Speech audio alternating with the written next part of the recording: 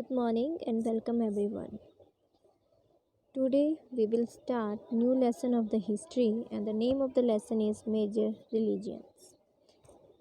In this chapter we will learn about Islam, Sikhism, Bhakti movement and Sufism and also the different religion movement which started in India during the 7th to the 15th century. So we will start this chapter with the Islam. Islam was founded by the Prophet Muhammad. He was born in Makkah, Saudi Arabia in 570 CE and was brought up by his uncle who took him over to Arabia. Later on, he married a widow under whom he was employed, and at the age of 40, he got the light of wisdom while meditating in a cave near Makkah and declared himself the prophet of Allah.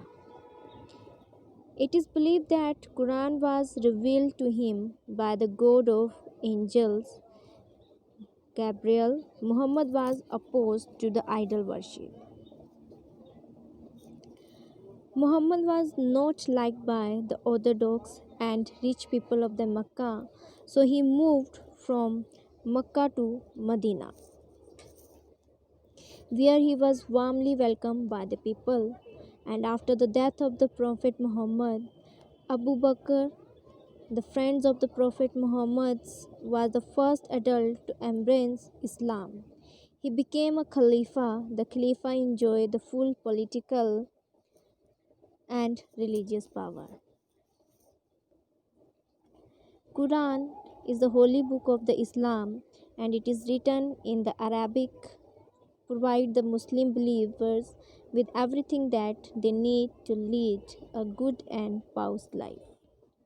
Islam propagates faith in Allah and the prophethood of Muhammad.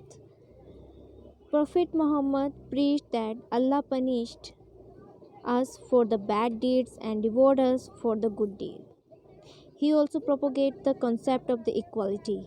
The Quran says that to regulate one's life as a true Muslim, a person has to observe the following principles, that is, every Muslim should offer prayers 5 times daily. One should give alms to the poor.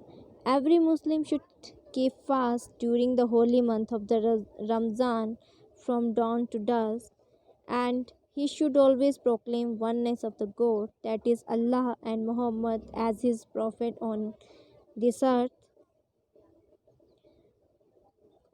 One should, if possible, go on Hajj to Mecca at least once in his lifetime.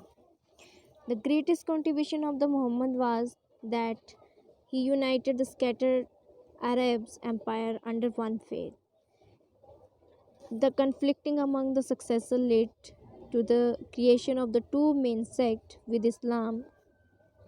These were the Sunni and the Shia. Now we will discuss about the Sikhism.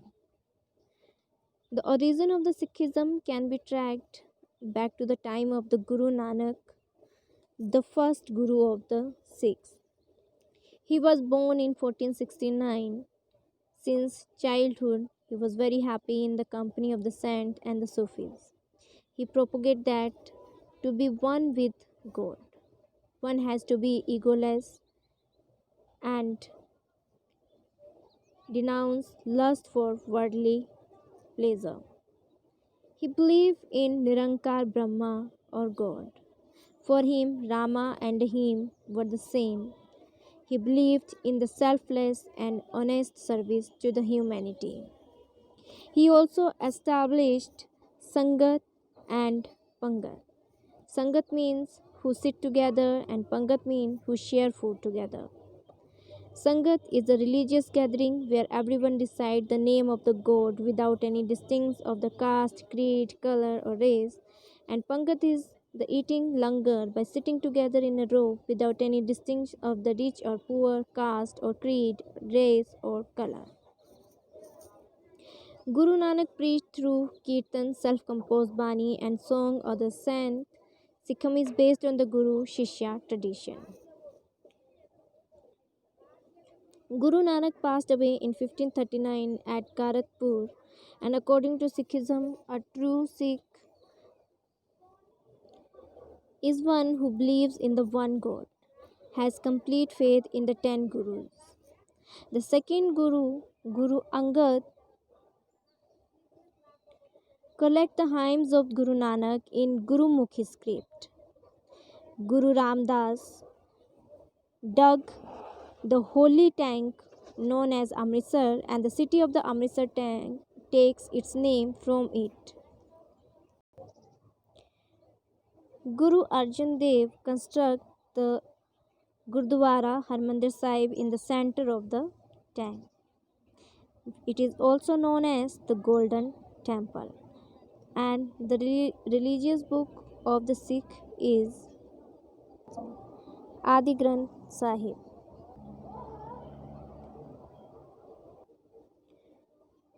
Guru Har Gobind construct the Akal Takht, the throne of God near the Golden Temple, and Guru Tegh Bahadur was involved in the fighting against the oppression by the Mughals.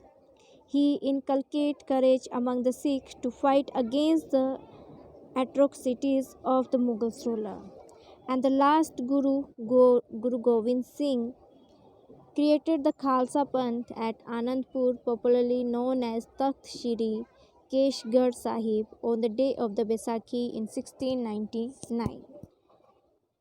Every Amritdhari Sikh has to have all the 5K kakars on his body all the time. They are the symbol of the Sikhism, and they are the Kesh, Kanga, Kara, Kacha, Kripan. Now next is Bhakti movement. Bhakti means complete submission and the devotion to the God. Bhakti movement started during the medieval period, but its root can be tracked back to the Vedic period. Initially, Bhakti saints believed in the worship of the God that is formless. It means Nirankar. They also denounced idol worship. Bhakti movement started in the South Tamil region during the 7th and the 8th century, and it preached devotion and loving relation between the devotee and the God to attain the moksha. The Alvars who preach Vishnu and the Nayanars who preach Shiva condemned the rigidities of the caste system and taught the lesson of love, devotion, and equality. All over India, the Bhakti saints used local language to preach their messages. They discarded ritual and the sacrifice to the create oneness with God. Ramananda took the ideas of Bhakti to the north. He worshipped Shri Ram with a complete devotion and love. Kabir, Ravidas, belonging to the different caste, were his disciples. Bhakti Sen opposed the caste system, superstition, and the narrow mindedness. Kabir and Nanak strongly preached the Hindu Muslim unity. And Kabir composed Padsa or Doha in the praise of the Supreme God. It is said that when he died, his Hindu and Muslim followers start fighting about the last rite. When they lift the cloth covering his body, they only found flowers.